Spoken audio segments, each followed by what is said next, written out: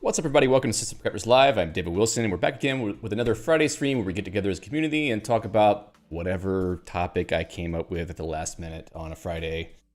I actually thought about the topic, in advance, maybe a couple weeks ago, so it's not like it's that last minute, but, this is how we do things here. We just, come together and just bang our heads against the wall trying something new to see what we find out about it, and it works out okay.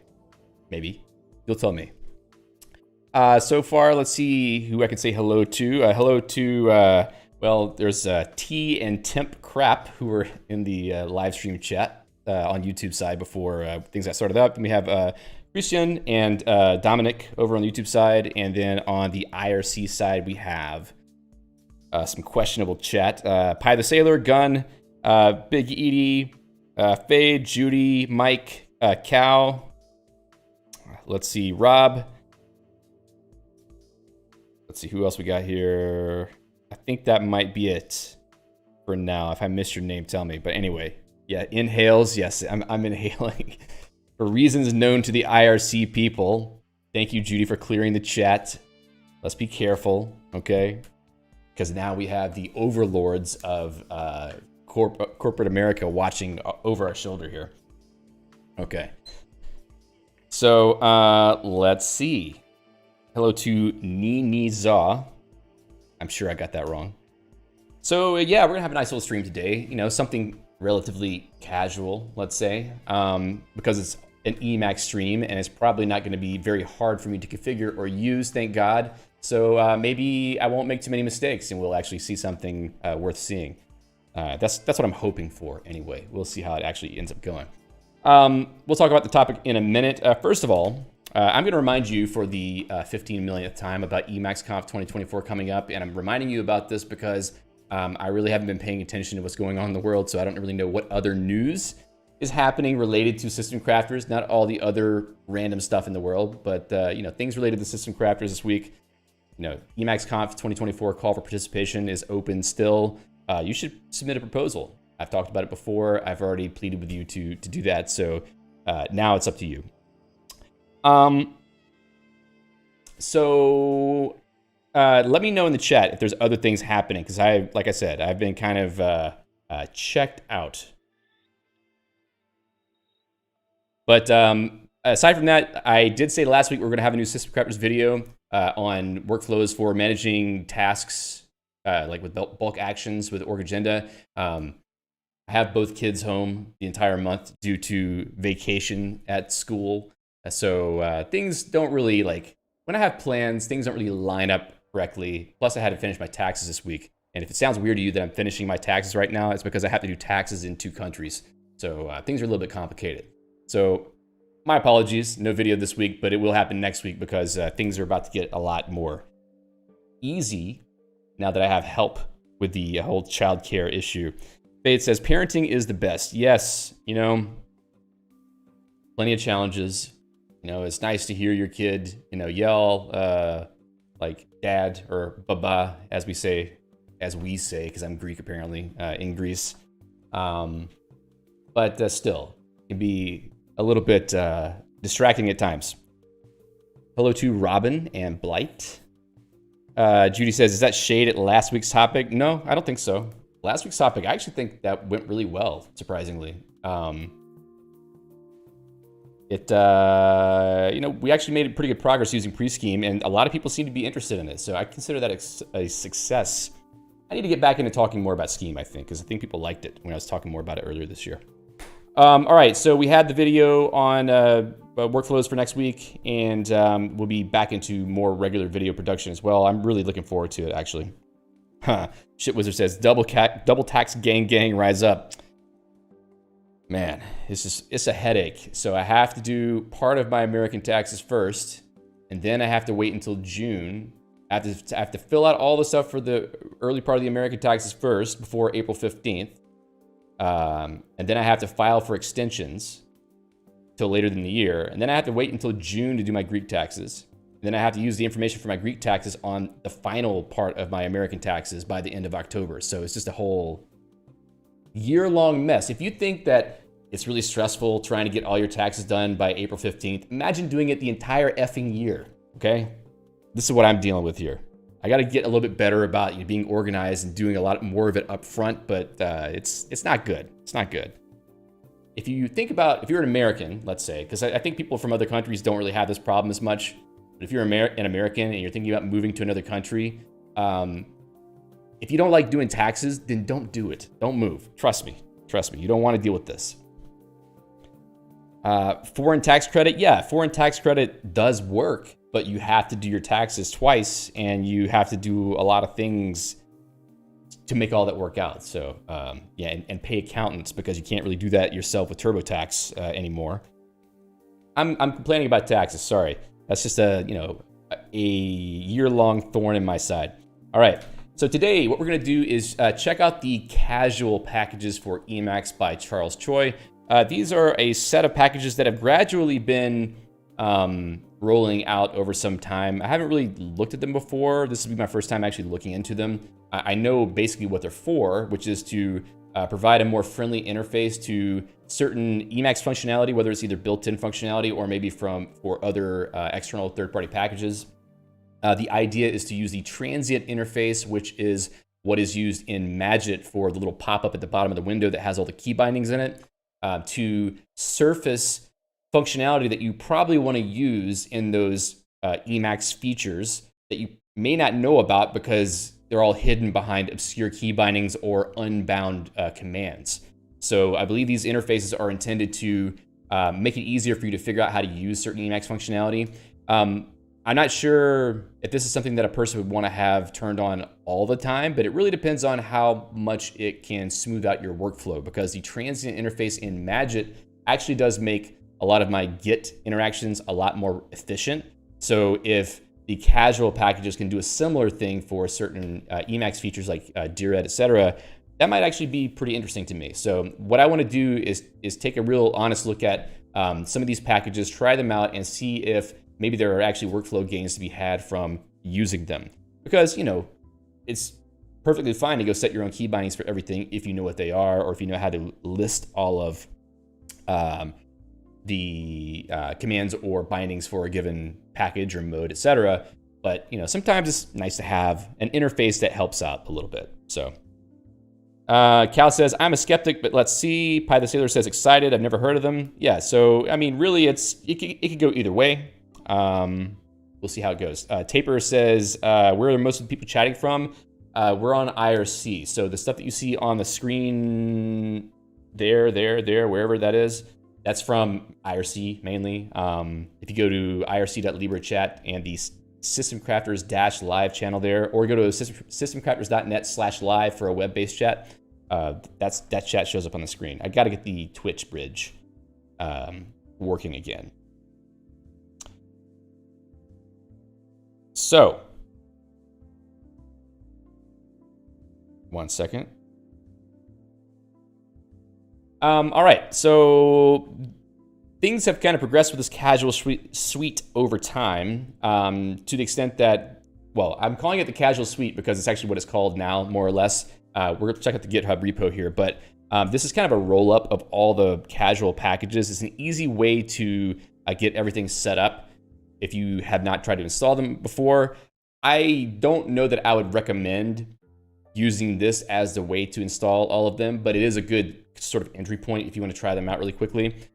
We might start with this and then try to configure the packages individually if there is something to configure, or if we want to set up auto loads for the commands that might need to invoke these casual interfaces. So this is a shortcut if you want a shortcut to get the casual stuff all wired up, but I think that it's better for your configuration weight to pick and choose the ones you actually want to use rather than just try to pull in the whole casual suite. But I will probably just pull the whole thing in to start with just to see how it goes.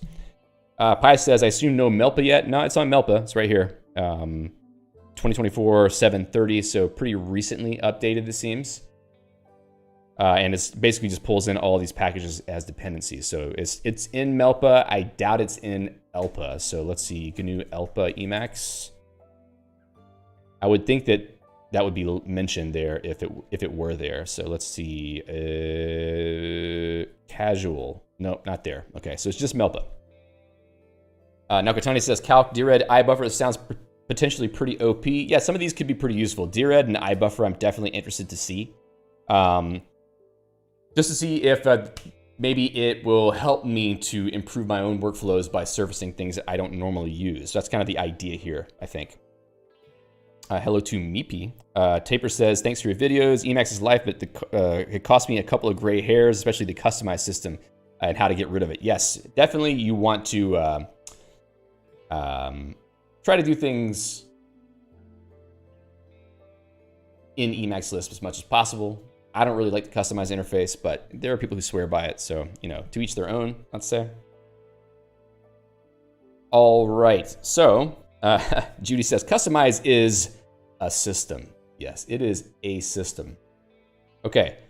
So let me, why am I pulling up merge pull requests tabs? So will I do this in my own config? Maybe I will do it in my own config. I mean, why not? In fact, I can just use package install. No, let's do package refresh contents first, because I don't think I've refreshed my package contents in months, because I don't really install packages that way most of the time. There we go. Now package install casual suite. There it is. Now we're gonna just install a bunch of packages. Like I said, I have not used this yet, so this will be the first time for me to install them. So let's take a look at which ones that are currently included in this suite, which is basically the ones that are currently available. One for iSearch, which is the built-in sort of forward, backward search functionality that you can use with Control S in Emacs. A lot of people are using Consult instead, Consult line usually for that similar kind of search. So maybe you don't really need this, but I don't know. Maybe iSearch has some hidden features that I'm not aware of, so it'd be good to take a look at how casual might actually surface some of the things in that. Obviously, casual DRED I want to check out, because DRED for me is pretty central to how I use my computer now. I don't use file managers of any other sort, and I don't really do file management operations in the terminal anymore either. I'm using DRED for most things. So if there's some nice gains to be had from using casual DRED, that would be pretty cool. Casual info sounds pretty interesting. It's a better menu for the info system in Emacs. I always forget the bindings for navigating around efficiently in Emacs and the info system. I mean, there's certain ones like G, I think, or capital G, that are pretty easy to remember, but there's a lot of other stuff that I'm not using, which might be easier to surface if I had an interface that would help me.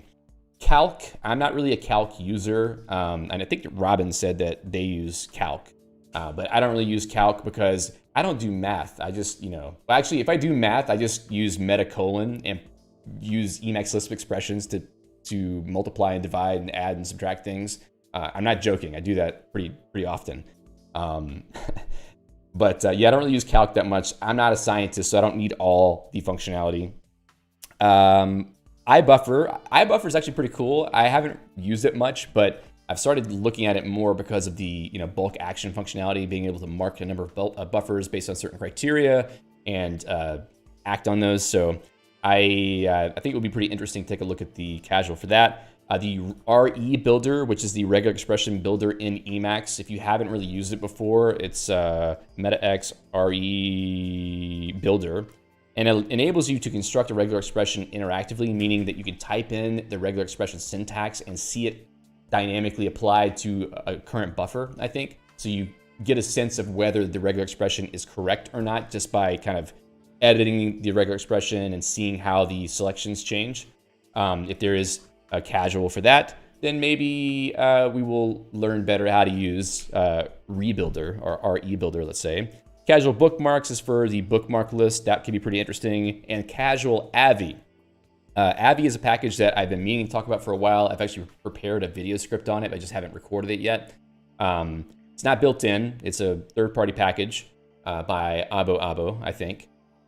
And it makes it really easy to jump to different locations in a buffer or across windows in a frame or across frames just by typing letter prefixes for things that you see on the screen. I don't really know if a transient is needed for that because there's just like 2 or 3 commands that are the most effective to use in Avi. So I don't know. Maybe we'll take a look at that one, but I think that there's a few others here that seem to have more clear value that we might prioritize. All right. Gun says regexes and Emacs simply have too many backslashes. I definitely agree with that.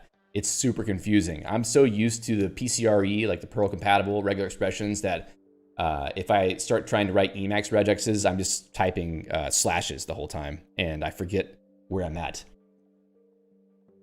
Okay, Robin says, I'm not a power user. I use Maxima for anything complicated because the interface is a bit opaque. A GNU application interface being opaque? It's impossible. It's impossible. Fade says Rebuilder is incredibly useful. Yeah, it would be useful. Mike says, how do you mostly install packages? Well, I'm using Geeks to install my Emacs packages in large part. If there's anything else that... so it's pretty easy to package an Emacs package with Geeks, the Geeks' packaging system, because Emacs packages are really just a bunch of ELIST files for the most part. So it's easy to add another Emacs package to your Geeks configuration. Some other packages that are like my own packages that are in Git repositories or that aren't really officially released, like the OBS WebSocket package that Sachachua wrote. I will use package vc install, which is new in Emacs 29. It enables you to use package.el to install an Emacs package from a Git repository, like on GitHub. So that's another approach that I use sometimes, but in large part, I'm using Geeks to manage my Emacs packages. Nakotani says, Prot has a good iBuffer video. Yep, I imagine he does. I try not to watch other people's videos because I don't want to end up just repeating what they say. I'm trying to have original thoughts here. So unfortunately, I don't get to see many of Prot's videos. Let's see. Big Edie says, regexes in Emacs seems like the type of incantation only wizards would be able to do. I don't know. Fade says, I don't believe that to be true, but it does require some tooling to make reasonable. So I don't know. I mean, like, is that a good excuse? That it requires a little bit of tooling to make it reasonable? Zerka says, what is casual sweep? Well, that's what we're going to find out. Okay, yes, Rebuilder is for any of us who are struggling with Emacs regular expressions, that's for sure. Okay, so I think that we should have this installed by now. Let me make sure there's no weird errors. Invalid slot name. That's nice. I can see how this might be a problem. So here is a possible conflict between a version of a package that's installed via Geeks, transient, and then the newer packages that I'm installing from Melpa. Now I'm wondering if I need to try and use a different configuration for this, because if we have invalid slot names, I think the packages are not gonna work correctly. But we could try them out anyway and see what happens. Casual. Okay, so a few things here. What do we want to start with? I would like to start with, actually we have a kind of a spec config here. Key map set, iBuffer mode map. All right, so we got some suggested key bindings, let's say, for the casual interfaces for the various things we might want to use. Control O, lowercase o, seems to be the common thing here. What is it normally bound to? Open line. That's only in org files. Let me open up dired and see. Control C. Is it Control C? It's Control O. Control H, K, Control O. Dired display file. Is that a Dired map? Okay, so we're kind of stomping on the default Dired bindings a little bit there, but whatever. Maybe it's not a big deal. Let's just pull this up here. I'll just drop it into Scratch. Maybe I'll drop it into the show notes. So put a little bit of Emacs Lisp here. Paste the stuff in. Go ahead and select the buffer and eval region. Yeah, I should have just done eval buffer. Okay, so we do have an invalid slot name issue here. I think I'm gonna have to drop down to a simpler config that's not using Geeks. Sometimes that can be a headache because the Geeks packages show up anyway. And I might have to use a Geeks shell. Can I just try to install it? Let's see, package install. Whoa, package install, transient. Where is the normal transient? Is it not letting me install it because it's, let me see. Doc file is Emacs Elpa, okay. Come on. Here we are. I'm looking for transient here. So transient has been installed. Hasn't been updated though. So package update, upgrade, there we go. Transient. Yeah, it's installed. Let's see, Emacs transient. Let's see what version this actually is, because I don't actually know what version it is. Has it been updated? Feels like it would have been updated more recently. 2 weeks ago, 0.7.4. And this 2023 version does not sound right to me, so I'm not sure. Deleted. What did I just say? You see that? Deleted. It's in here. All right. So Geek strikes again. That's okay though, you know. Taper says, which IRC client are the cool kids using these days? Probably ERC or RC-IRC in Emacs. Not ready to do everything in Emacs. IRC is pretty easy to do in Emacs, but you do need a bouncer. Fade says IRSSI. I mean, IRSSI is kind of like the canonical choice for terminal IRC clients, but at least as far as I'm concerned, RC-IRC is good enough. People also use Circe, C-I-R-C-E. It's a community package for Emacs, but I don't really use it. I think RC-IRC is probably good enough. Wow. Let's see. I got to get my brain together here because now I got to think of a way to solve this problem. So if I drop down in the E shell, I can use Emacs-Q. Still not going to work though. Can I just clear out my Emacs load path? I wish I could do that. If I do a pure Geeks shell, then I lose access to certain programs that I probably need. Robin says, RMS had to get involved in my first ERC patch because I was a minor. I'm not touching that one. Sorry for the implication. Okay, so. So what was I doing? I'm trying to use Geeks shell. Is pure still a command line parameter for Geeks shell? Because I can't remember. Oh no, back to Geeks. Yeah, we're back to fighting with Geeks over everything. Yeah, pure. Unset existing environment variables. So let's see. I have a config that I was using in a couple of these videos. Can I just like steal this because it's a pretty good basic config? Let's go into, yes, legal copyright assignment stuff. I know. So temp org. All right, so init.el. I just want to drop it right here. And because we don't really need all this stuff, but what I do need is a basic config that I can use as a config folder, let's say. So this is temp org. All right. Yes. So here we go. So in temp org, Geeks shell, pure Emacs. I'm using Emacs next pgdk, right? I want core utils. And then probably need some other stuff. What is it, like bind utils? At what point do we need to write you a Geeks file to auto bootstrap craft Emacs? Probably at some point. Yes, I know, right? Emacs init directory. Is that it? Temp org. Let's see what this does. This may not work very well, but we're going to check it out. Hello, Keegan Zoot. Hexatus in Twitch chat says, if I distribute GPL software for a fee, am I required to provide the source code for free? Or can I charge a fee for the source code as well? Read the GPL. They said you have to provide it for free. The whole point is that you're giving people software, the users, software freedom, meaning that they would be able to change a program that they have purchased from you.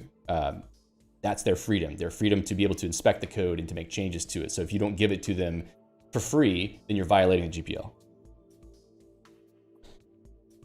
Arno is asking or answering the question, Iosefka Ale, is that the which font are we talking about? Probably the org font. Judy says, not legal advice. Not legal advice. I'm not a lawyer. I've just read the GPL like 15 million times, plus many other source licenses or open source licenses.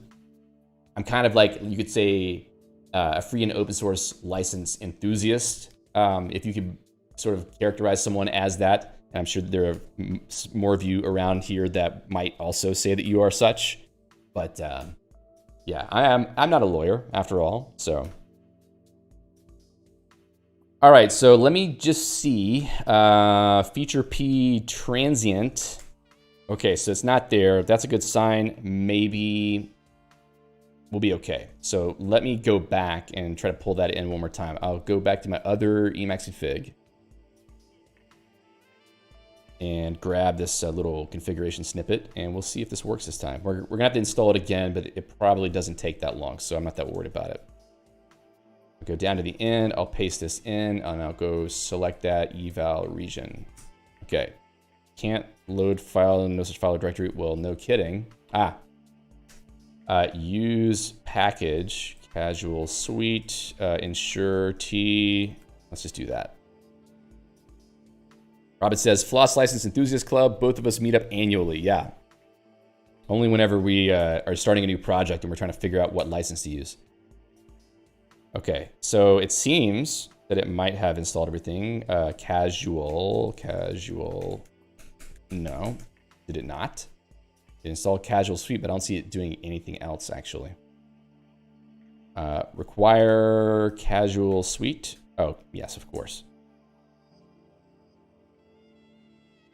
So did it not just say that it installed that?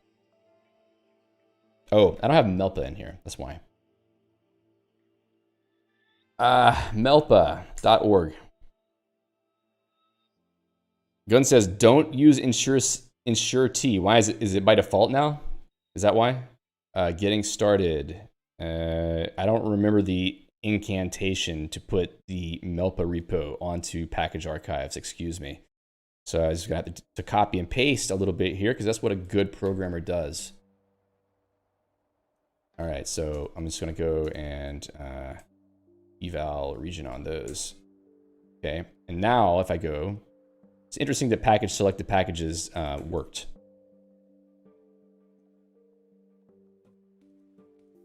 Okay, now we're requesting from Melpa. Probably it will install. Pi says, I think I said it failed. Yeah, I probably was not watching closely enough to see that happen.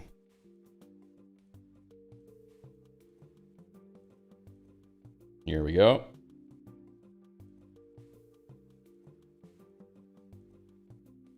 All right, so I think it's good this time. Casual dash. All right, we got some stuff. Cool, and I didn't see any errors about transients, so I think we're good this time. I'm gonna put this in init so that everything is ran at startup, but it's not really good. I don't like this manner of doing configurations. It's better to try to do auto load type things or use bind in use package to streamline that. Shitwizard says the casual packages are already packaged in Geeks. Okay, well, that would be useful. Thanks for the reminder on that. Okay, 1 second, please. So let's get to it. We're going to start with casual Dired.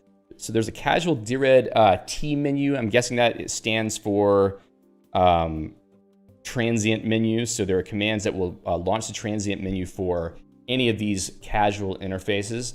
So if I were to use DRED jump, Control X, Control J, now we're in this user interface, casual, Control O, right? No, that didn't work. That's still the same binding. I don't think I actually evaluated that whole form. So Control X on that to evaluate the whole form, and then Control O. All right, so got a big panel here that pops up. This is a transient interface that is giving us all the information or all the possible commands we can do at some point. So we've got sections here for each category of commands. So file, directory, mark, navigation, quick, which is for, looks like it's for bookmarks, search, obviously, and then new directory or file. Let's see, there's also a comma for settings. That's cool. Is this DRED specifically? Okay, that's cool. Hide navigation commands. So you got a couple things you can toggle here. That's cool. So I'll go Control G to go back. So O for open other. I guess these are ways to get in there. Nakotani says it's like my hydras, but good and useful. Yeah, it's a hydra that you don't have to write yourself. So capital C copy to, capital R rename. These are all things we've seen before. C is change. Is that for like changing the mode? If I press C here, that's compress. But if I use Control O and then lowercase c, then it gives me a sub menu. So the first thing I'm noticing here is that the letters that you see mapped are not the same. They're not necessarily the same as the default binding in DRED for that same letter. So capital C or capital R actually do the copy and rename actions in DRED, and they're mapped to the same thing inside of the, let's see. So Big Edie says, howdy, Charles. Did Charles join the chat? Hey, Charles, nice to see you. Glad that you joined us. Sorry I didn't give you any advanced notice that I was covering your packages, but that's just because we do things at the last minute here. So anyway, so going back into Control O, so the thing that I noticed is that lowercase c is not bound to the same thing in casual DRED as it is in DRED itself. So just keep in mind that this is not a panel that's going to tell you the actual key bindings for the DRED buffer. If you want that, then which key is probably a better solution. What this is trying to do is give you a more convenient interface for doing a lot of the same operations. But in the case of something like C, and we can kind of tell by seeing the little arrow here at the end of change, this is a sub menu that's going to give you other commands that you can run, like changing the mode, changing the group, changing the owner, or touching the file if you want to, get up close and personal with a file and just make sure that it knows that you're there and update its timestamp. You can touch it if you want to with the capital T. I'm sure you didn't want to hear about touching files today, but here we are. So we can use Control G to go back. We have the nice little back arrow even to give you that indication that we're going to go back into a previous menu. So there's a couple more here, like search and replace with slash that will give you a separate menu or sub menu. Let's say the regex hash utils. What's in utils actually? Open, compress, upcase, downcase, search and replace, Emacs Lisp. What we do there? Byte compile. Okay, so we are surfacing many of the commands that you would see in DRED just in a way that is a bit more organized, which is good. Links, you can create hard links. So, for me, a lot of the stuff I don't really use on a regular basis. I use like the compression commands. I use things like, renaming, moving, symlinking, opening files, etc. There's some of the other commands that are built in here that I don't normally use on a regular basis, but if I actually saw a panel that reminded me of them, I probably would do it. Nakotani says, "What's up with the square bracket ones? It looks like checkboxes to me." So H for high details. You can see in my DRED buffer that the the detail columns disappeared. So that's one way to quickly kind of show and hide those. And there's the capital O for omit mode, which gets rid of any files that should be hidden, let's say. So I have my own key bindings for those, but it is kind of nice to have that be something that is kind of available to you right there. So what else? Up subdirectory, down subdirectory. So there are some navigation keys. So I could even do like, yeah, that actually is kind of convenient. Once you have the panel up, you can kind of move up and down folders pretty conveniently. Actually, it seems like maybe I need to, okay, N and P. So we do have navigation keys. As the panel is open, I can't actually resize it because the font is so big, but it does give you normal N and P navigation keys plus meta P, meta N for moving via directories, which is cool. So there is some value to navigation here, it looks like. What else is interesting? What do people see in this menu that they want to know more about? Because we're just kind of looking at what's here. And, you know, I want to serve you as well, basically, to see what other things that you might want to learn about. Thumbnails, like capital T, show thumbnails for directory. Is that like a built-in thing?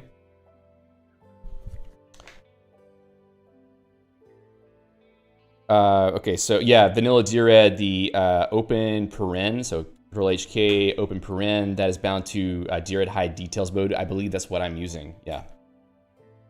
Thumbnails, guess for pictures. Yeah, if you have a folder full of pictures, then probably you can load thumbnails. How does the casual interface deal with sorting options? That's a great question. Control O.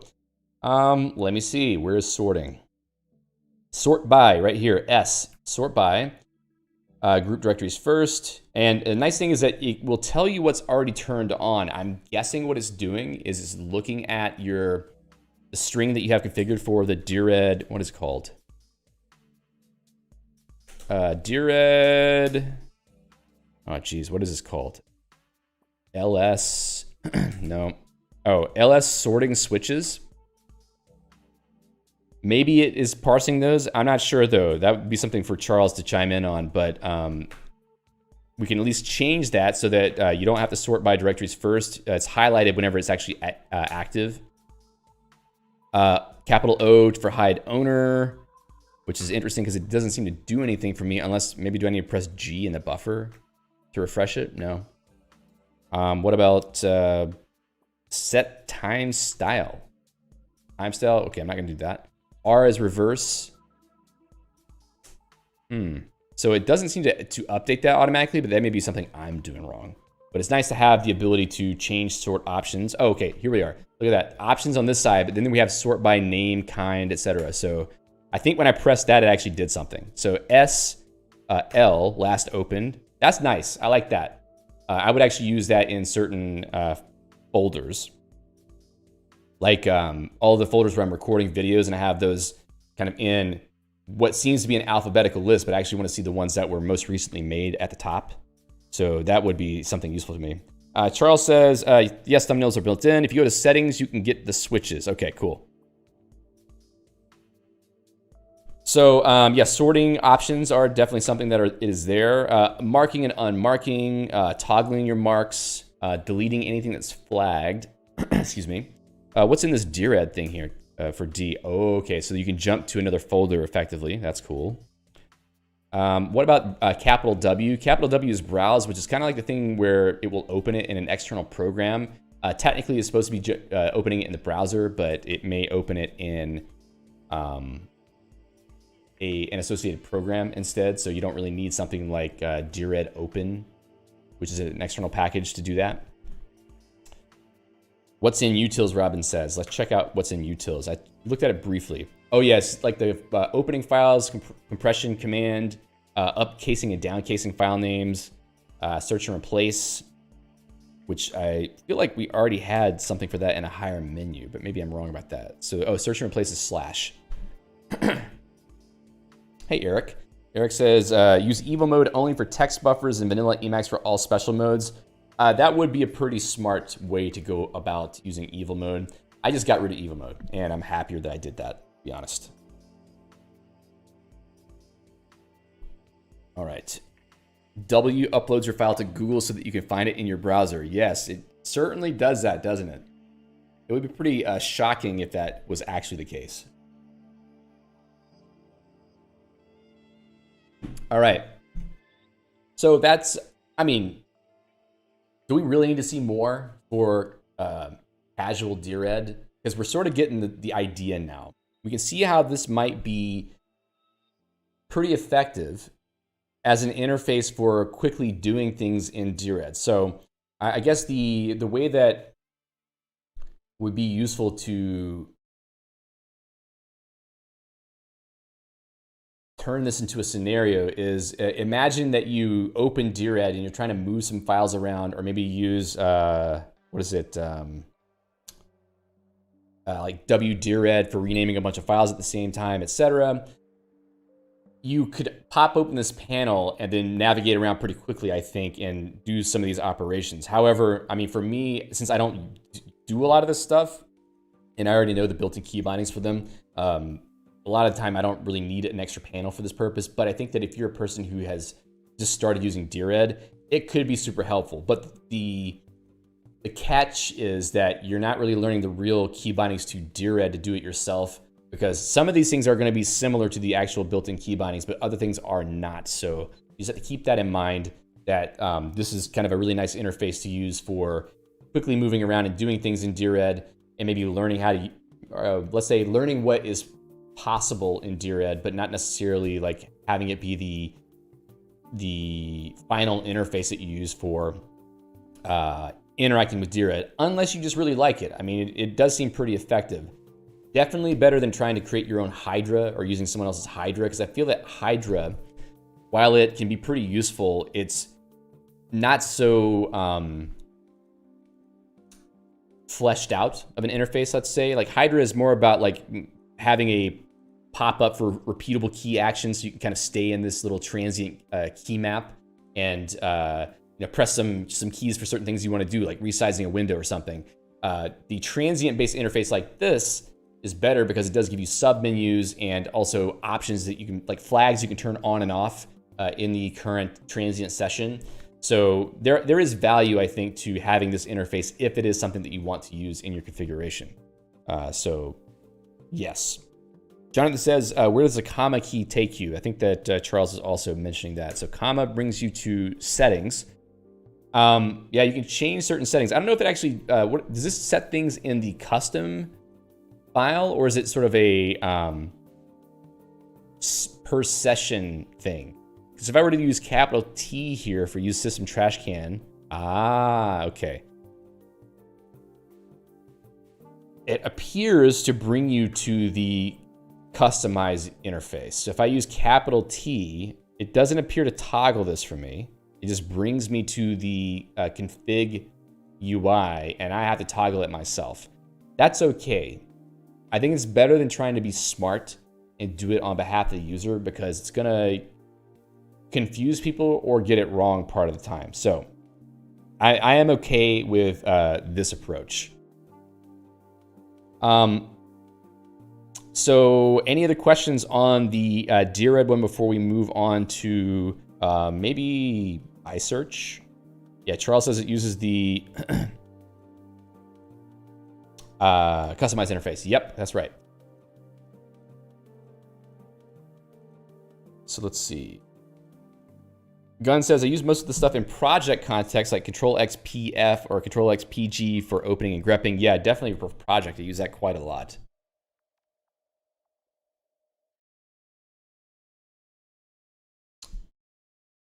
Okay, so let's take a look at another one.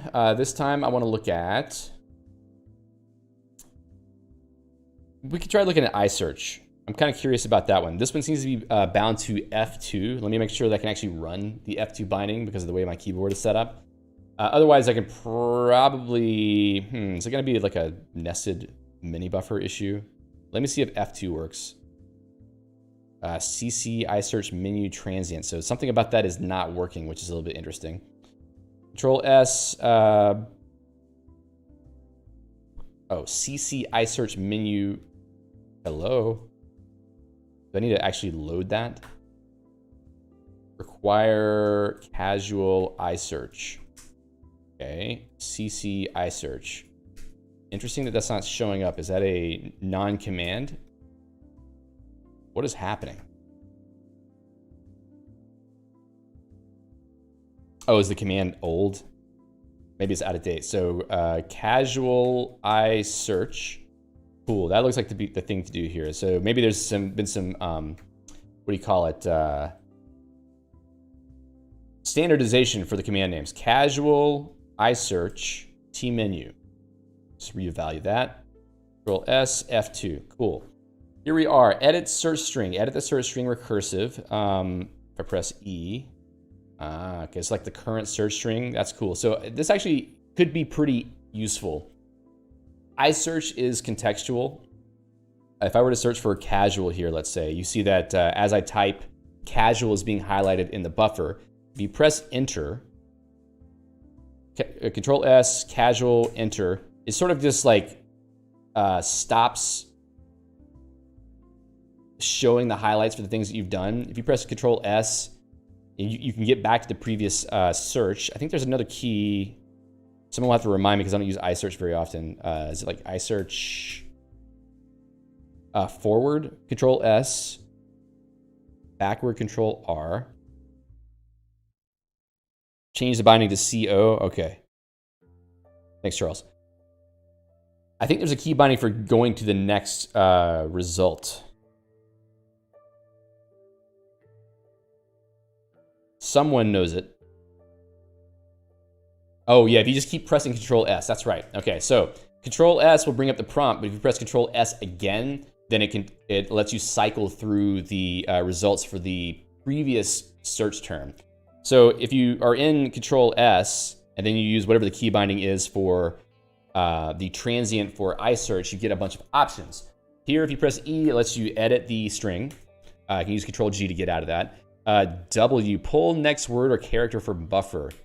Okay, so basically it expands the search to the next word, which is kind of interesting. I haven't seen that before, but that actually does seem like it could be useful. Pull next symbol or character from buffer, which is S. Now you can search by the symbol under the cursor, the whole symbol. I can also use N and P to search for these, but since this only shows up once in a buffer, it doesn't let me do that. So I can use E one more time, E to put it back to just casual. Press enter, then use N and P. So the transient seems to stay up after you have used it in the buffer to search for something, which is kind of useful because it does make it easier to navigate around with a search result.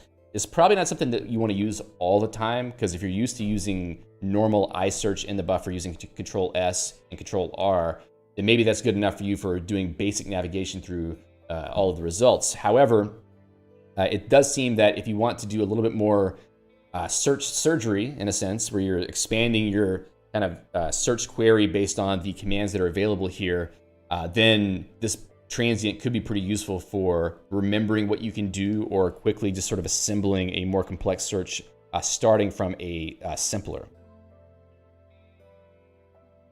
Crux says the W is a feature from normal iSearch. It just has a weirder key bind. Yes, exactly. And that's what Taper says. There's no new functionality here. It just shows you what is possible. The way I would describe it is that it surfaces the available functionality to you in a more convenient way than the default key bindings do because you kind of have to hunt for what the key bindings are. Either using meta-x and looking at what key bindings show up for a given command prefix, or there's a few other ways to do it, but this is one way that is a bit more coherent, let's say, for presenting or let's say cohesive interface for a given feature in Emacs.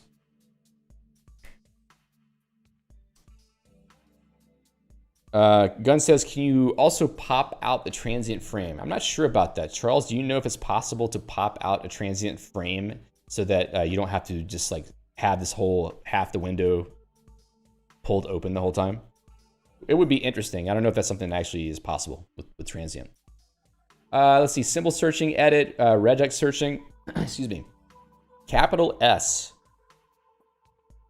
Yeah, it doesn't really do much. I think it just lets you edit the current symbol search, which is fine. Whoops, Control S, F2. What else? Highlight lines, Control H, so that will allow you to highlight lines. Using face, high yellow. Ooh, okay, you don't want that. You want Azul, let's say. Control S, and then Control S, and then F2, and then capital H. Ah, interesting. So you can do multiple line highlighting, which is kind of interesting if you think about it. And this is normal iSearch functionality, I believe. I just have never used it myself before, the line highlighting. I'm not exactly sure how to turn that off. iSearch, highlight. Maybe the transient will show me a way to do that. So Control S, F2, H highlight. Huh. It's not letting me turn it off unless I'm missing something. Control S, F2. Yeah, no disabling of highlights. How do you get out of the highlight? Control C, Control Q? No. Control C, Control K? No. iSearch, highlight, toggle. How do we get rid of the highlights?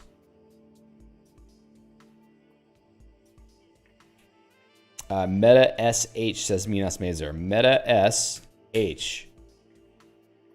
Meta SH. Question mark. What? Oh, Meta SH. The hell?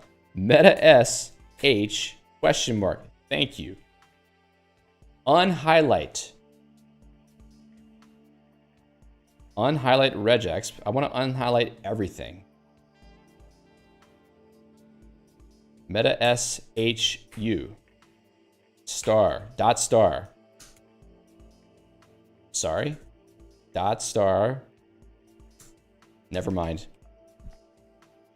Hey, Benoit. A mode that got activated. Maybe you're right. Highlight. Whoa, hold on. Highlight mode. No. HL line mode. Ah, and that's enabled though. So it wasn't on before. Meta SHU. Regex unhighlight. Oh, okay, just press enter. Okay. So you don't need to come up with a fake regular expression to make this work. You just have to press enter. That's cool. No problem. So, what do we want to say about that then? I think it could be pretty useful for, is it dim buffer? Is that right? Dim buffer. Is Gun lying to me again? It's not there for me. All right, anyway, let's get back into, okay, we saw what's available there in casual iSearch. Not as much stuff there because iSearch doesn't do as much as DRED does, but it is pretty useful, I think, for quickly navigating through search results, plus editing results and maybe highlighting lines, doing some other related things. Like you can also toggle things like lax white space. I'm not exactly sure. I'm not certain what that means, but I'm guessing it means that it controls how white space factors into the search results. So if you want to relax the requirements for white space, you could do that. Probably for finding next words and stuff. I don't know. Case folding, meaning search results in different casing. Same letters, just different casing. That kind of thing. Makes sense, right? Charles says, arguably need to add to the iSearch menu an ability to unhighlight. That would have been useful to me if I had seen it there. I kind of expected it to see there. Charles says you can press question mark in a transient menu for help. Let's quickly just do that. Type a key to show help for that suffix command or a question mark to show manual. Is there a manual? Okay. Got it. Question mark, and then L. Cool. So transient has built-in functionality that will enable you to find what command a given letter is bound to. So in this case, question mark and then L brought me to the documentation, the Emacs documentation for iSearch toggle lax white space. So if you want to know what the actual command is behind something, then the question mark and then whatever the letter is for the command is the way to do that. It will tell you exactly what it is and it will explain it to you. So thanks, Charles. That's actually a pretty useful tip because I haven't needed that before in Magit. So I'm not really like an expert in all of the usage patterns of transient. So it's good to have another place where that sort of forces you to expand one's knowledge of the transient help system, let's say. Okay, that's iSearch. I would like to look at maybe iBuffer next and then info after that for sure. So maybe let's take a look at iBuffer. iBuffer. Okay, so if you haven't used iBuffer before, it's actually super useful. If you are like me and many of us here, and you have an Emacs session that's been open for a very long time, you know, sometimes days, sometimes weeks, sometimes months, maybe if you're lucky, sometimes years. And anytime you open a lot of files, if you're not constantly using kill buffer to clean up the buffers you don't need anymore, you're gonna have a whole bunch of buffers open. And maybe there's gonna be a lot of these like helper buffers. I don't know exactly what you call these. There's probably a name for these, but the buffers that are not actual file buffers, they're actually some other type of buffer in Emacs. So one way to deal with this problem of the many buffers that are open is just to switch through all your buffers manually and use kill buffer to clean them up. Or you can use iBuffer, which allows you to quickly mark buffers of specific modes or with specific patterns in the names, or maybe they're related to a particular folder path, etc. So it gives you a way to really quickly manage what buffers you currently have open.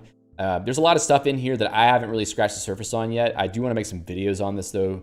Obviously, as someone said, Prot has made a video on this, but I like to do my own videos too, because why not? I maybe discover things my own way. So worthwhile to use iBuffer. Now, the question is, can casual iBuffer actually tell us about more things we don't know about?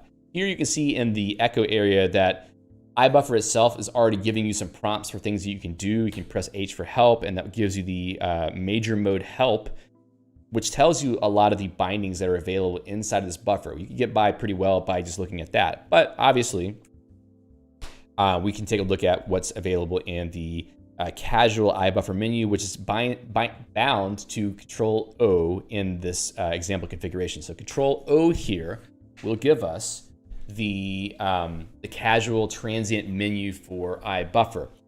So first of all, one thing that is worth noticing is that we have navigation keys built in. So if you want to be in this transient but navigate your iBuffer buffer, you can use N and P to jump through things. You can also jump between marked items, which I'm pretty sure is a built-in command. In fact, if you were to use question mark and then right curly brace, it will tell us this is bound to iBuffer forward next marked.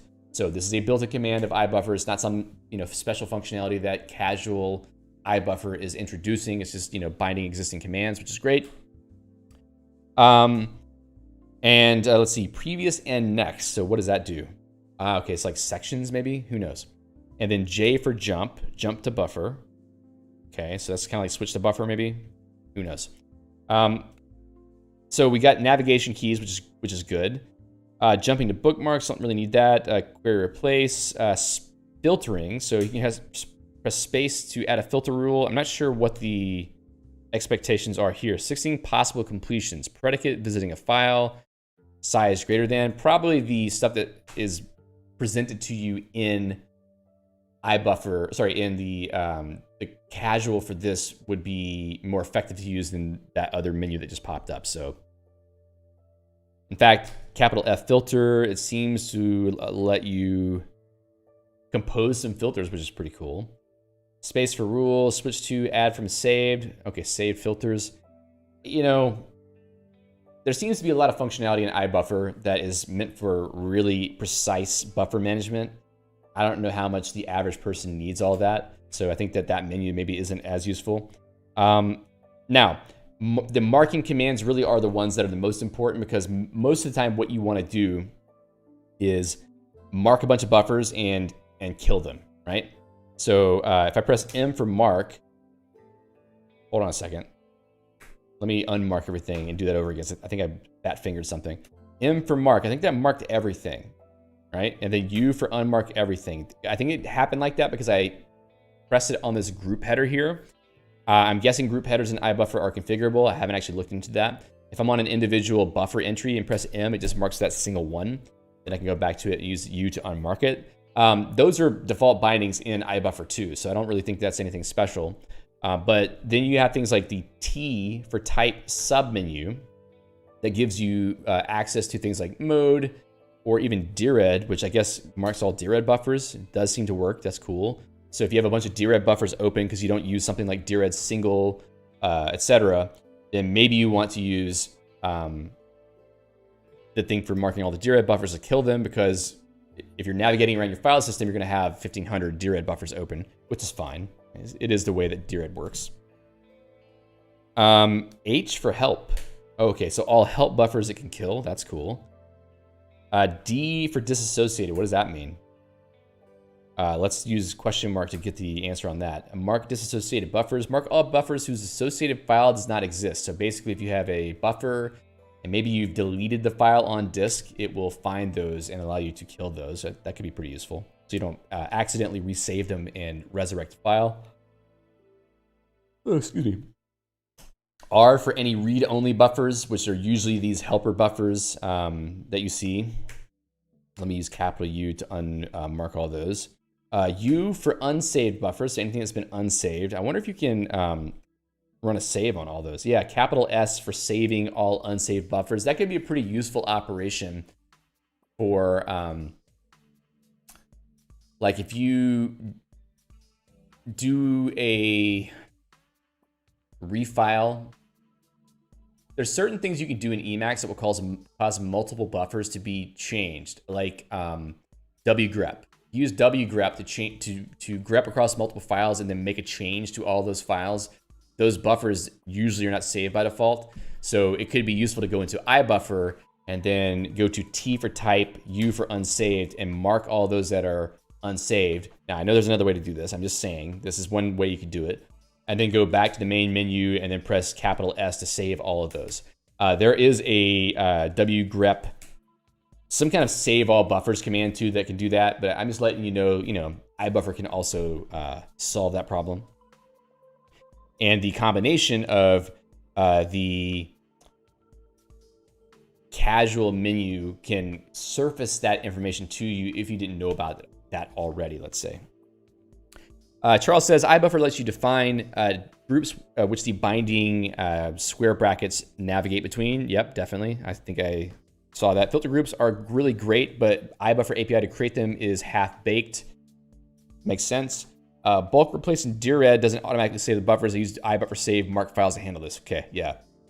So if there's any kind of multi-file operation that doesn't save the buffers and there isn't an associated command for the package to help you with that, like org has one for saving all org buffers. I think wgrep has one, but if DRED doesn't have that, then maybe you have to use iBuffer for this functionality. So just a thing to keep in mind.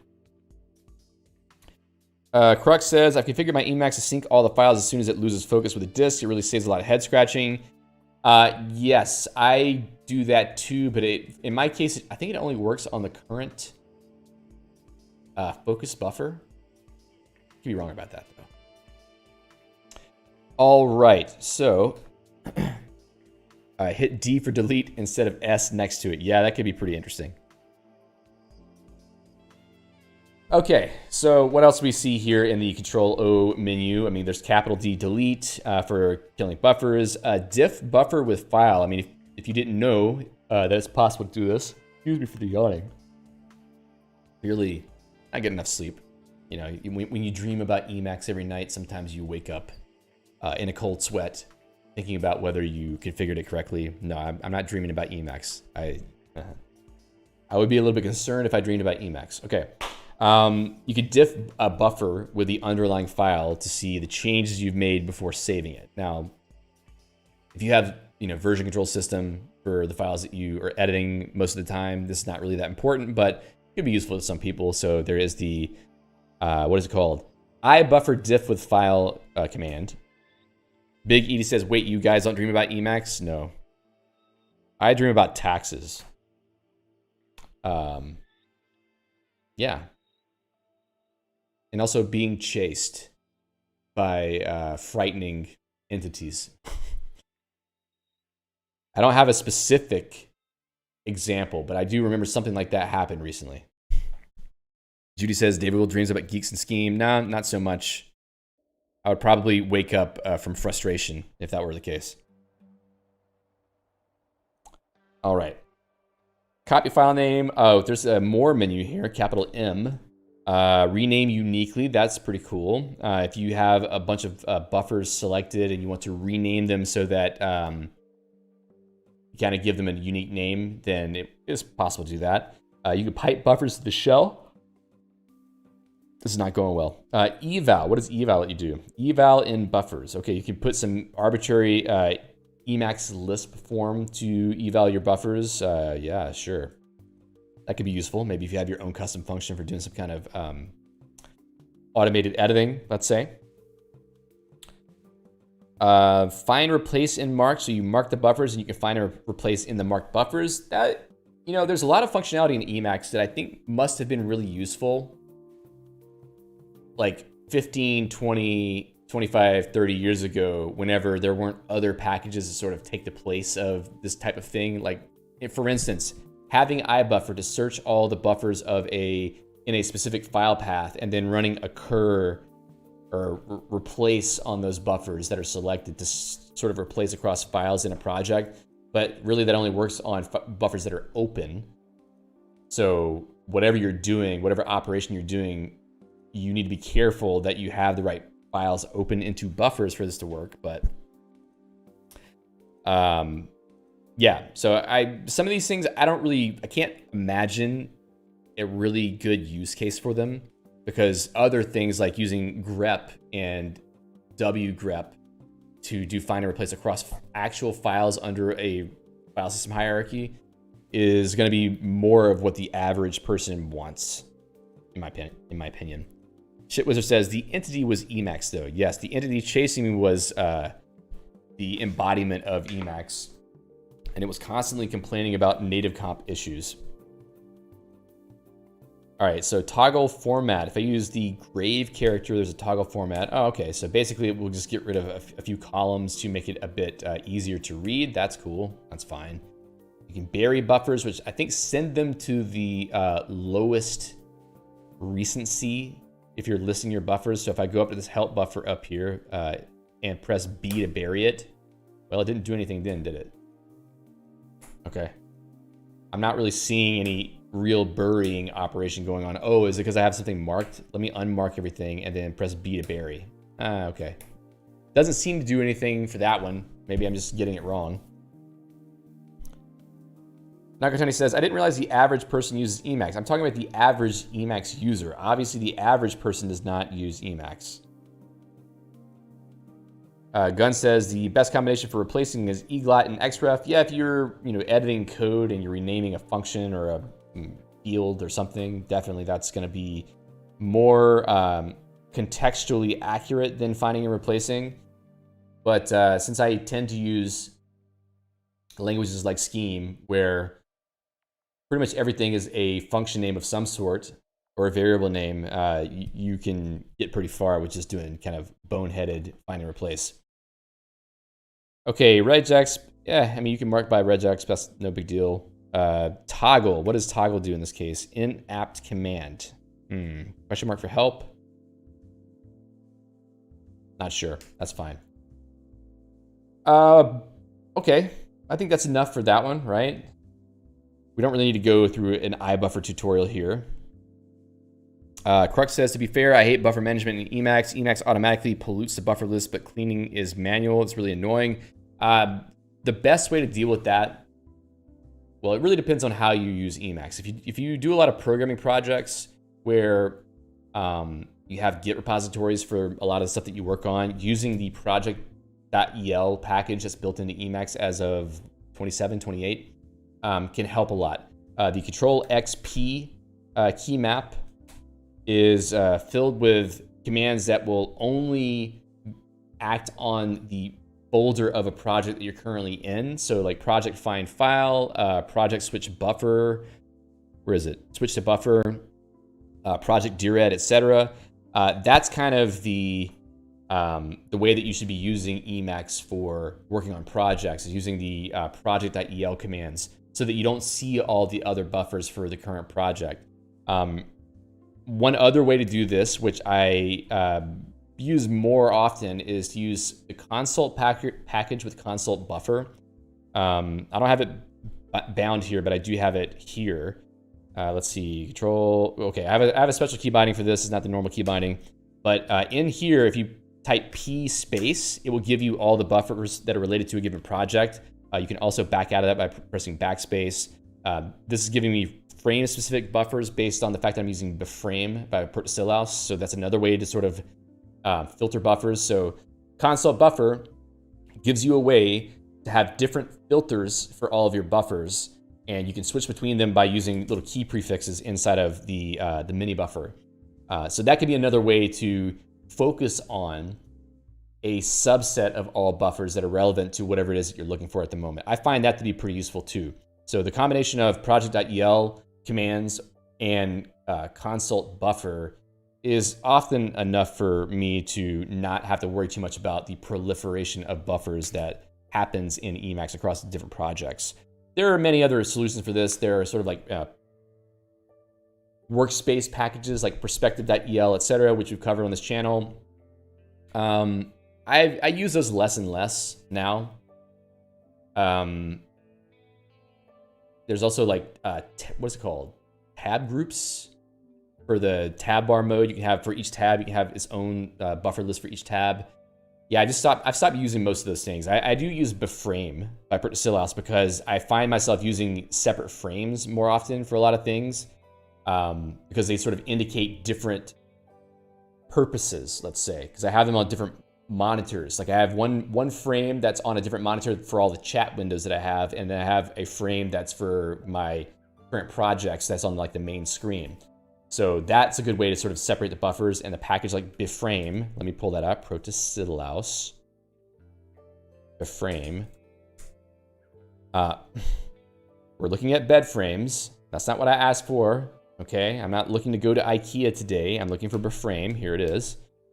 So beframe.el, basically it isolates Emacs buffers per frame, and it does allow you to hook that into consult buffer. There's a little snippet here that you can add to sort of add that as the default source for the buffer list. So that's what I do. Charles says you can have many different views in iBuffer, have a filter group for editing an org, working on a blog, working on a specific project. That's actually a good point. So iBuffer can also have its own default settings, and you could probably call those up with different key bindings, etc., to make sure that the buffers you want to see only show up in iBuffer at that moment. Okay. Any other thoughts or questions on the whole iBuffer aspect while I look at something else real quick?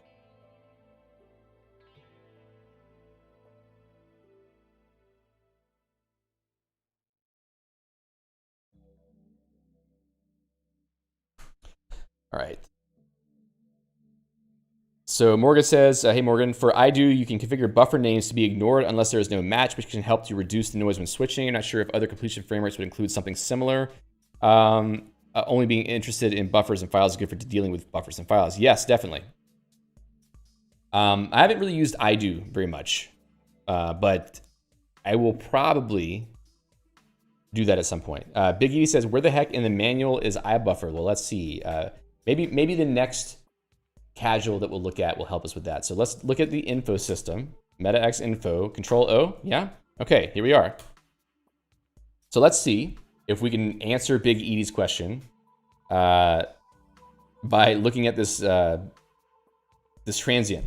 So go to, I would look at the go to menu for, excuse me, to find what we're looking for. Let's press M for menu. Menu item, IB, iBuffer, nope, not there. What about G, node, go to node, iBuffer, nope, not there. Index, I think that because we're not in the Emacs manual yet, we're probably not gonna hit it, but maybe I should go in the Emacs manual first, but let's just, you know, start slow, right? Let's go to Emacs. Okay, we're gonna go to Emacs first. Then I'll use the thing again, menu, IB, iBuffer. Do I see it? No, mini buffer, basic mini buffer, unibyte mode. Obviously there's other ways to get the info system for iBuffer. Let's chill. We're gonna try to do it this way really quick. G node, IB, nope. search history. So there's search, iBuffer, basic mini buffer. Can I do that again? Where is the search? Where did I just hit that? Whoops.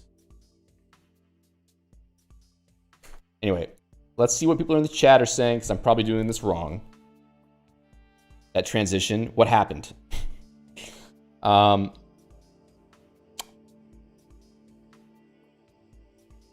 Go to considered harmful, okay.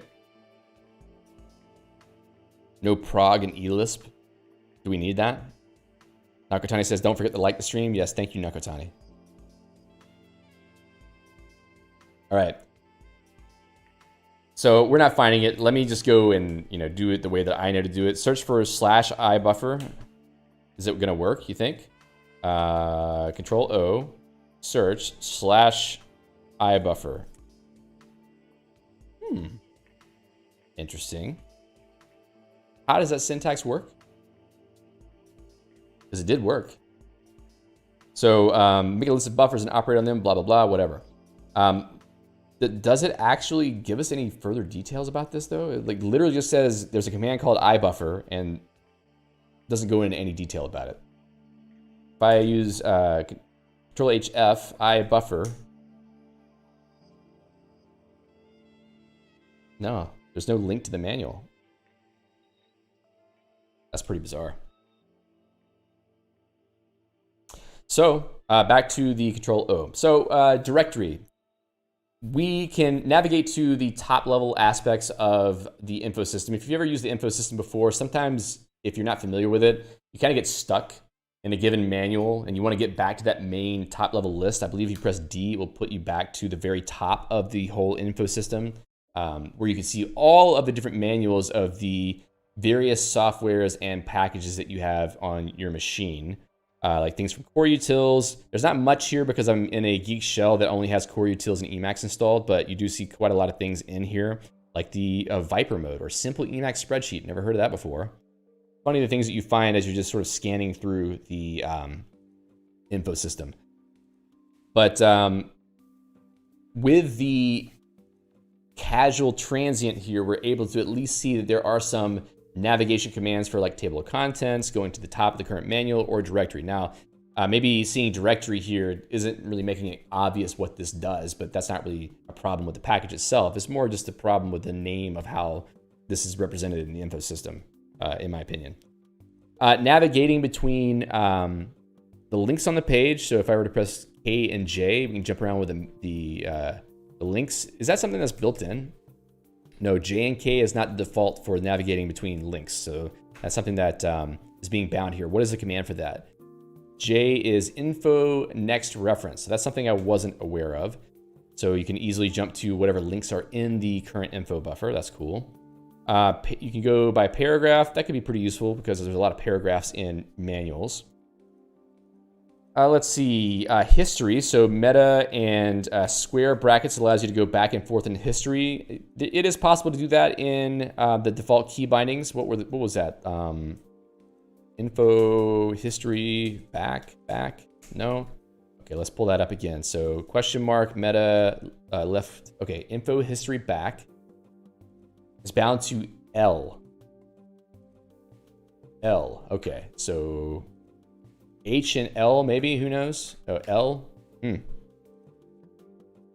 there's definitely evil bindings, but we're not seeing those right now because I don't have evil turned on.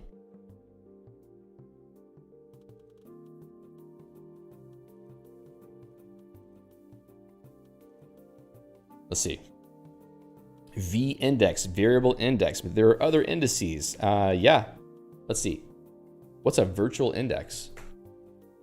So capital I, index topic. Can I get completions on that? Okay, so is this across everything or just inside of Emacs? Maybe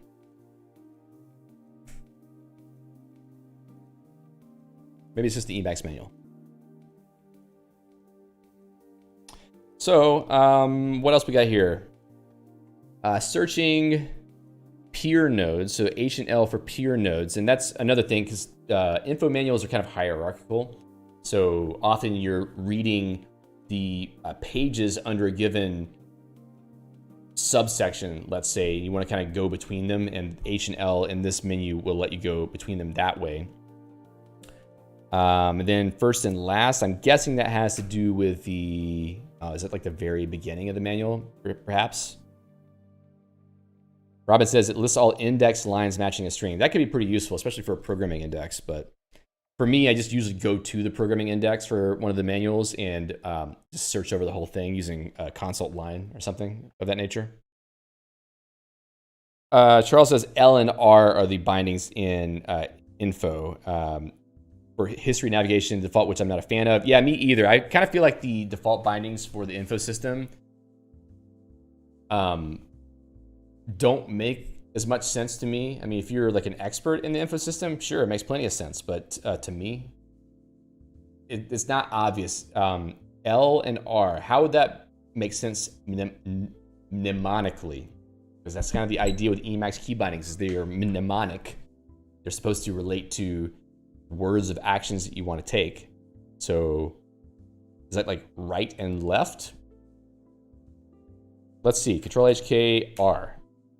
History forward, maybe because of forward. But what about back? Control HKL. History back. Yeah, it doesn't really make a whole lot of sense, does it? There must be some other reason why it's R and L. Okay. So, anything else worth looking at in the casual here? Charles, anything I'm missing that would be useful to see? While I'm waiting for an answer on that, I'll kind of look around. Obviously, there's settings. Hide navigation commands. Probably you don't want to do that unless you know them already. New info in frames. So if you want to open an info page in another frame so that you can kind of see it side by side, you could do that. That's for sure.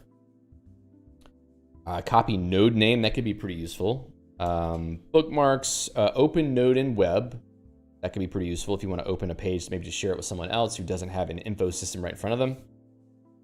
Charles says T for table of contents is really useful. So yeah, we got the sort of abridged table of contents here for seemingly everything in the Emacs manual. I'm guessing that must be everything.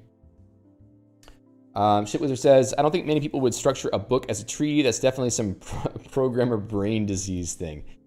Well, I mean, it kind of makes sense, but I can see where you're coming from on that, you know?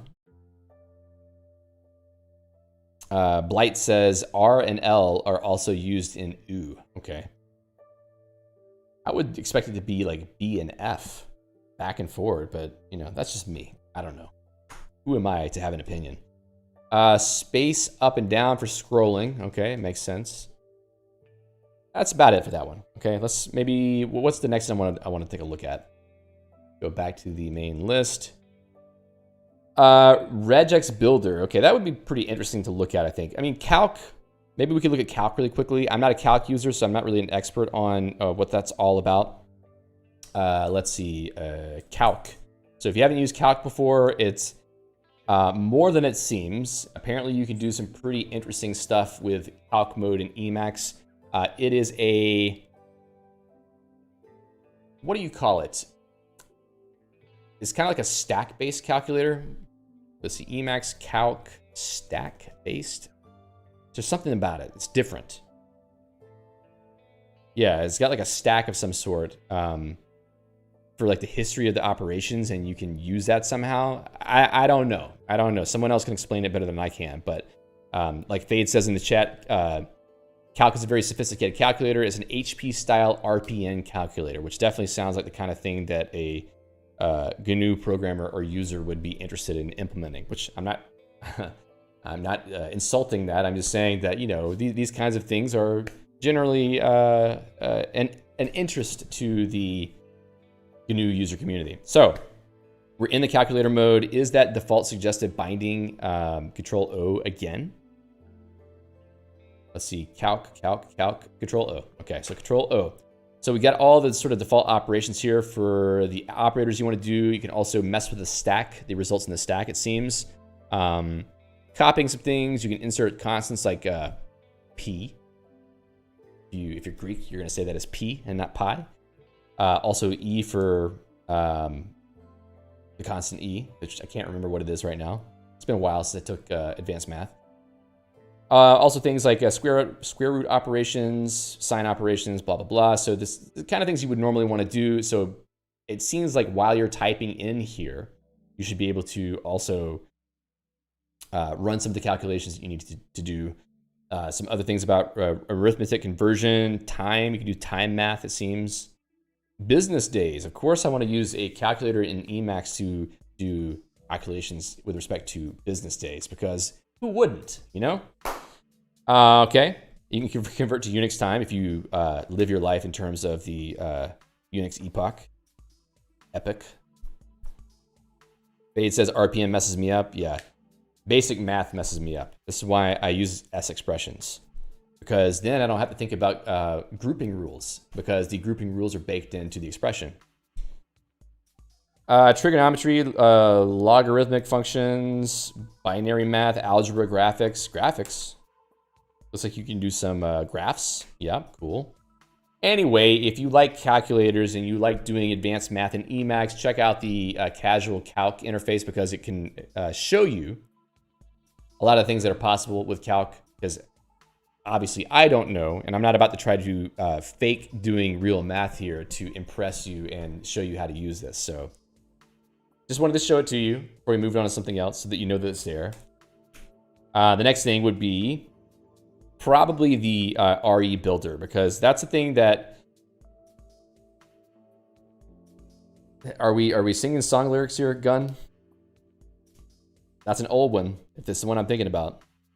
So yes, RE builder, which I think a lot of people would get value out of, because at some point you're gonna have to write a regular expression in Emacs, and using RE builder is a good way to do that. So RE builder pulls up this little window at the bottom of the window, the frame, yes. And I think that's bound to Control O also. So we got that pop up here. Copy regexp. Okay, so you can copy the current regexp that you're editing. That could be useful. Okay, you can navigate matches for what you've put. So if I put dots, whoa, hold on. Okay, I can't type yet, so I have to start typing something and then go in here. That's fine, all right? Info. Let me search for info instead. in.o. How about that? Okay, so that's a basic regular expression. Then Control O, and then you can navigate between the results of that with N and P. Let's see, change target buffer. So we can switch to a different buffer here, maybe. I don't know, is that right? I can go to init.el. Okay, so it is actually let me switch buffers to see the selection in a different buffer. So that makes sense. N and P also, yep, that does work. Case sensitivity settings, hit I here for regexp syntax. It brings you to the help page, or the info page for the syntax of regular expressions in Emacs, which is pretty useful. Yeah, so that's not as fleshed out, let's say, but maybe there's not a whole lot to show for RE Builder. And that might be something that Charles has to say about in the chat, but just being able to quickly move around between the matches is kind of nice. I'm guessing there must be some other binding for that you can use. Settings, Unicode symbols, hide navigation commands, okay. Forcing updates, sub-expression mode. Okay, so yeah, if you have sub-expressions, that's an older version of RE Builder. Interesting, okay. Didn't know. Can't type a parenthesis, whatever. So I think that's good, right? Anything else that we want to see on that one? Anything else worthwhile to see, Charles? I don't know like why it's an older version of RE Builder, because this is Emacs 30. Should be Emacs version. Yeah, 30.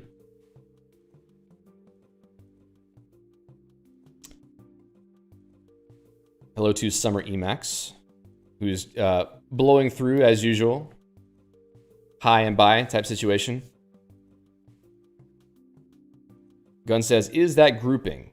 I don't know. Doesn't look like it. I'm trying to type in some parens here and it's not working. But that's probably just me. I haven't had enough sleep, so. You know, when you have kids waking you up multiple times in the night, sometimes you tend to drag around a little bit the next day. It's just the way it is. Okay. What else? So we have info. We looked at RE Builder. iBuffer we looked at. Bookmarks. Yep. We could look at bookmarks. I'm not exactly sure what I will see in bookmarks, but let's take a look real quick.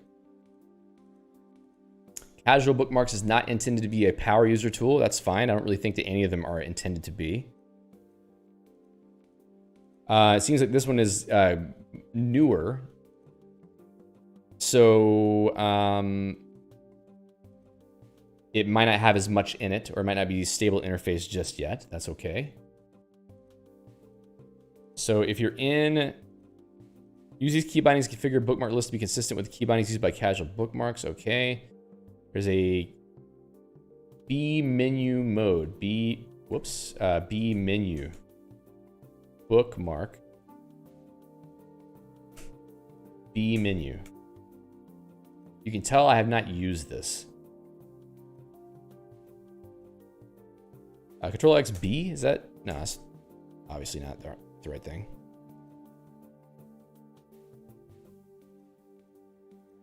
Charles says the biggest benefit of casual RE Builder is the export of the regex to interactive regex commands. Okay, yeah, that does actually make sense. If it's easy to write up a regex and then pass it on to a specific command that you want to use it in, then I can see the value of that. All right, so someone tell me how to get to the stupid bookmark menu. Bookmark B menu. No. Emacs says, I use IELM with RX a lot for that. Yeah, RX is a pretty cool syntax. Basically an alternative macro syntax for regular expressions that is like, uses S expressions instead, and also has a bit more of a sensible pattern language, let's say.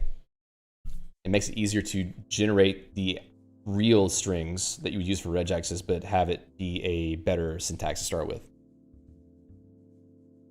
Don't forget additional backslashes for quoting. Yes, of course. You need like 15 backslashes. Emacs says a little more legible 3 months later. You mean like once you learned how to use RX instead? That does make sense. What are the bookmark commands? Bookmark save. Bookmark set, Control X R, Control X R, Control H. Okay, Control X R L. You can tell I don't use bookmarks. I have no bookmarks. Let's add one. Control X R M. Yep. Control X R L. Now I have a bookmark here. Control O. All right.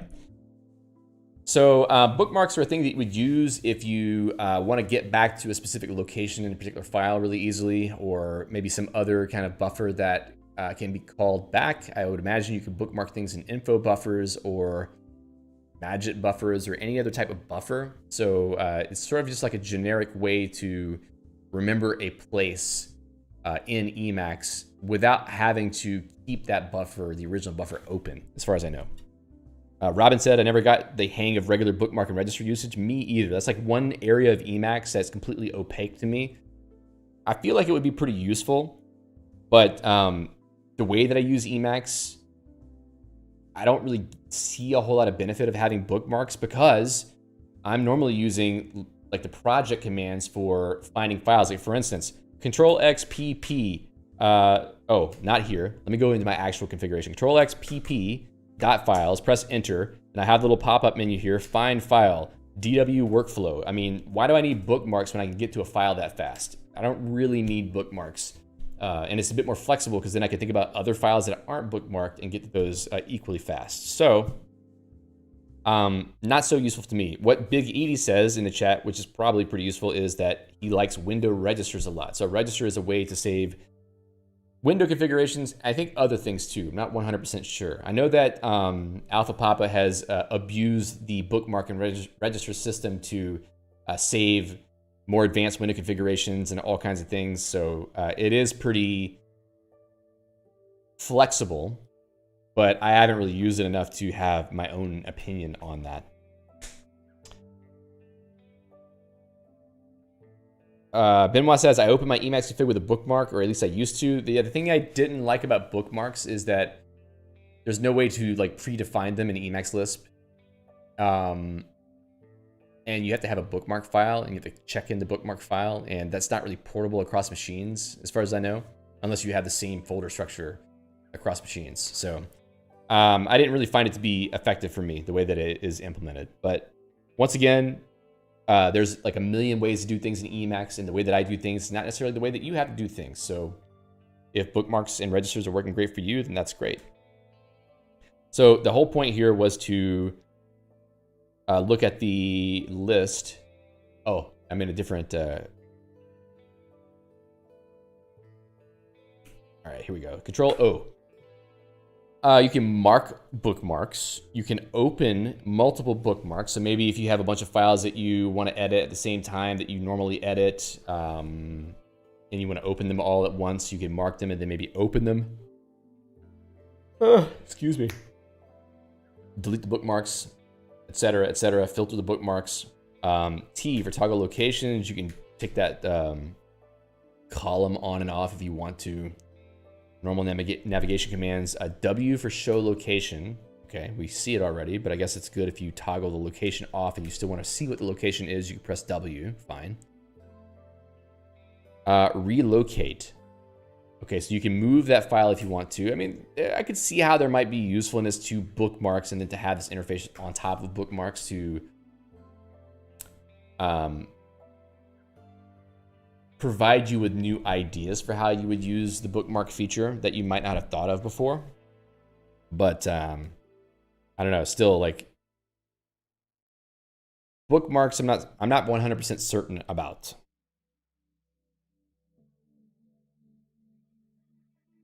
Anybody here a bookmark expert who wants to chime in on what a common use case for bookmarks might be that we could potentially emulate here and see if the casual interface would be useful for that?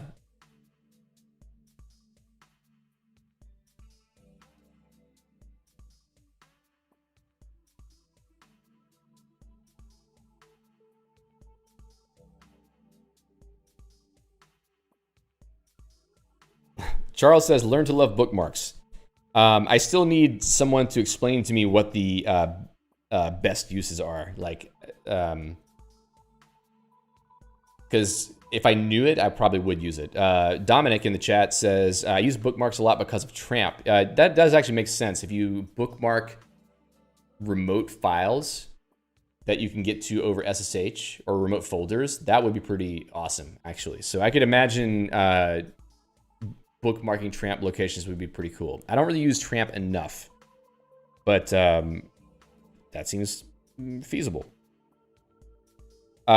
Phil Gab says, is it possible to bookmark a specific line in a large code file? Yes, 100%.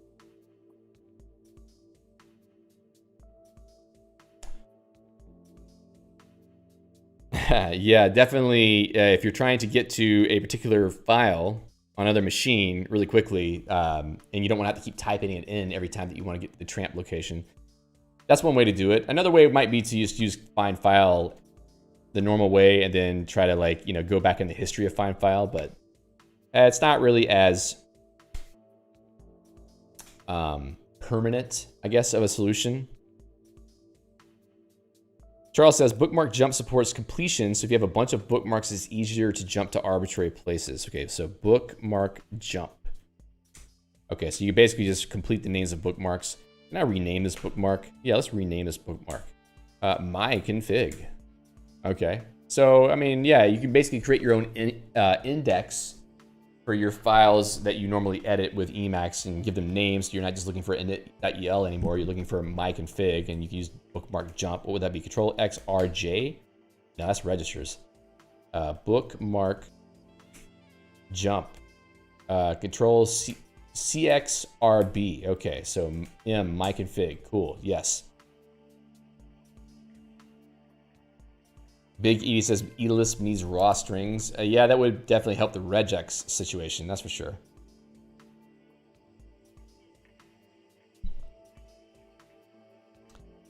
So, yeah, I think we've seen what we can see. I believe also, and Charles can chime in on this, there are other casual interfaces that are in development currently. I believe I saw one for editing. I go back to the casual suite. Somewhere it was mentioned. Or if I go to Charles' GitHub profile, there was one like casual edit something. Casual edit kit. There may be some others. Oh, I saw a casual agenda there too, which might be pretty useful. So there are more on the way, it appears, if you're interested in this type of thing. Now, this one doesn't have any code in the repo. I'm guessing that maybe Charles has a local. Oh, okay. There's a development branch that doesn't have the code. There's also a build casual edit kit. Okay, so maybe it just hasn't been pushed yet. That's cool.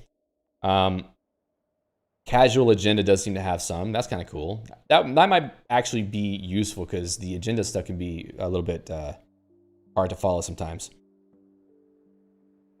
And also, Charles says in most of the casual packages, bookmark jump is supported. Yep, that's cool. So yes, more casual interfaces will be added as time goes on. If you're interested in this type of thing, definitely keep an eye on the work that Charles is doing. I believe there's also a way to support Charles's work through Buy Me a Coffee or something, if you want to do such a thing. I think I saw that in another repo. Maybe it was the main suite repo. Anyway, just pointing it out, when people have support links, it's good to think about supporting people who are doing stuff. So yeah, he's got his own Buy Me a Coffee page.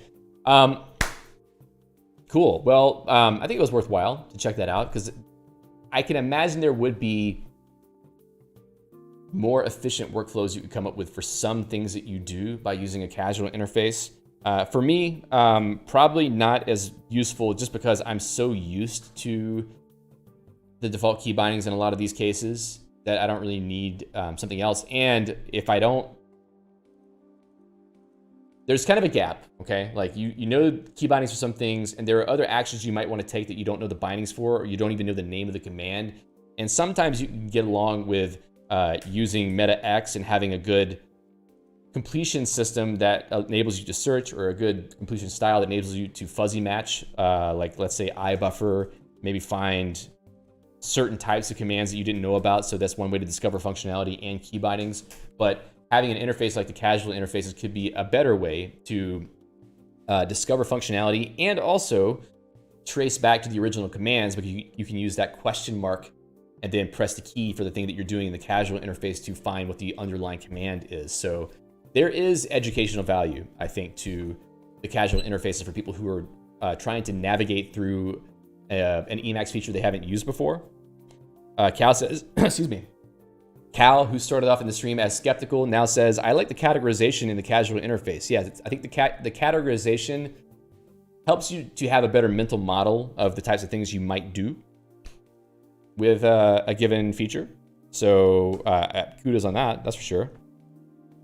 Jeff says, for me, it's discoverability. I don't know what features there are in, say, Dira beyond the 2-3 that I use. Yeah, definitely discoverability is a problem in Emacs a lot of the time, unless you have gotten pretty familiar with the describe commands or other ways to kind of figure things out. So having an interface that puts those things front and center, and unlike which key, actually gives you the ability to create a workflow out of it. And even Hydra, you can do a workflow sort of with it, but I think Transient is a better interface for workflows because you can toggle things on and off. You have submenus, this kind of thing. So I think that a Transient is better for being able to insert such a menu into a workflow. So overall, I would say it's worth your time. If you saw what we did today and you think it looks interesting, definitely give it a try in your own configuration. Not very hard to pull it into your config. I mean, just going into the casual suite repo and grabbing this whole line of configuration here could be enough, but you do need to install the package. So it doesn't have a use package for that. This next config block is actually what I probably would have or should have done, is just have individual configs for the various different packages and use package for that. So worth looking into. Charles says casual is really an exercise in handcrafted user interface design for Emacs. Yeah, definitely there is need for that for various people. CMAX says, Charles, have you received any comments from blind users? I remember an Emacs Conf presentation where a blind developer user said that transient was more screen reader friendly. I would be interested to hear Sector's thoughts on that as well. JFred says, anecdotally, Magit showing all the available options was very helpful in teaching me Git concepts. Yep, for sure. Fade says, Hydra is a better target for fast hacks. I also feel like Hydra is not as relevant anymore now that Emacs has repeat mode, because repeat mode makes it easier to, and also the new key map definition macros, they all make it easier to create transient key maps with repeatable key bindings, so you can do things like resizing windows. In fact, if you turn repeat mode on, like let me go into this bare Emacs configuration. If I were to use Control X O, let's do that again. Control X O. It doesn't really prompt me for anything, but if I turn on repeat mode and I use Control X O, then you see in the echo area, there's repeat with O and capital O for like doing the cycling. So you have this transient key map that is now active until you use Control G or you press some other binding that gets you out of that key map. So Hydra itself isn't quite as valuable anymore as it used to be now with repeat mode. Okay. So I think that's it. Charles responded to CMAC, none, but would be happy to get feedback for accessibility. I think it probably would be helpful. Cool. Well, that's probably it for today's stream. Let me know what you think in the comments. Also, please check out the casual packages and give your feedback to Charles directly on GitHub. Also, I believe I see Charles, I may even follow Charles on the Fediverse on Mastodon, if you want to call it that. So you should be able to find him there and talk to him about things there, and also stay up to date with the development of the project. And next week, not sure what we'll talk about yet, but if you have thoughts, please feel free to let me know, and I'll consider them, and probably end up doing something completely different because I'll just get inspired by some random idea on Friday at 3 p.m. and make a stream on that. So still give me your ideas anyway, because I might use them. So thank you all so much for being here. I really appreciate your time and attention. Thank you also to Charles Choi for being here to contribute to the discussion. Really appreciate that. And I hope you all have a great weekend. Until next time, happy hacking. We'll see you.